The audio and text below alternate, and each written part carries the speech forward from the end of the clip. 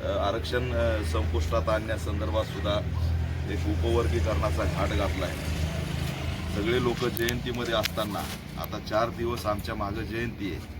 कालपासून महात्मा फुले जयंती सुरू झाली आणि आम्ही पताके लावतोय, रंगरंगोटी करतोय आणि अचानक काल GR पडलाय की उपवर्गीकरण जर तुम्हाला नको असेल किंवा काही हरकत असेल तर तुम्ही या 4 दिवसामध्ये मेल करा।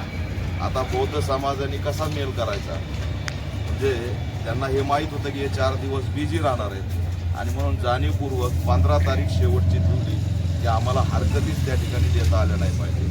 तर एप्रिल महिन्यातच आरक्षण संपुष्टात आणण्याचा घाट घातला जातोय, हे दुर्दैव आहे। म्हणून समाज बांधवाला आम्ही सक्रिय सतर्क करतोय की दिसतंय तसं चित्र नाही। ते आपल्यात येत आहेत, नाचतायत, आपल्या स्टेजवर येत आहेत, स्टेज उभा करायला पैसे देत आहेत, परंतु ती एप्रिल महिन्यातच आपलं आरक्षण घालायला निघालेत हे लक्षात ठेवा।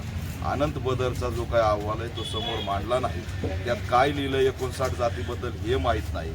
बहुसंख्य जात आहे, जर वर्गीकरण झालं आणि लोकसंख्येच्या जातीच्या लोकसंख्येनुसार जर वर्गीकरणाची टक्केवारी झाली तर बहुसंख्य जातीलाच त्या ठिकाणी फायदा होणार आहे। पण त्या बहुसंख्य असलेल्या जातीने वर्गीकरणाची मागणी केलेली नाही।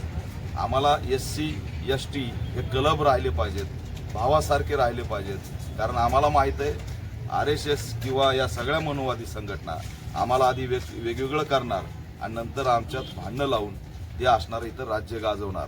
म्हणून आम्ही भाऊ एकत्र राहिलो तरच आमचं अस्तित्व टिकणार आहे, नाहीतर उद्या जाती जाती टार्गेट होतील आणि मग मात्र एकामेकाला मदतीला सुद्धा कोणी धावून जाणार नाही, अशी स्थिती यांना करायची। आज 59 जाती, 18 पकड जाती, सगळ्या घटकांसाठी आम्ही लढतोय, ते लढता येऊ नये म्हणून अशा प्रकारे षडयंत्र रचलेलं आहे आणि एकंदरीत आरक्षण उद्ध्वस्त करणे हा त्याच्या मागचा मोठा एजेंडा आहे। म्हणून आम्ही या उपवर्गीकरणाला विरोध करण्यासाठी सुद्धा भूमिका घेतोय की अशा पद्धतीने आरक्षण संपू नका। मी कर्नाटकहून आलोय, महिनाभर झालं कर्नाटकच्या दौऱ्यावर, तिथं सुद्धा उपवर्गीकरण लागू झालंय, 10 लाख लोक रस्त्यावर उतरलेत आणि तिथं जाती जातीमध्ये संघर्ष सुरू झालाय।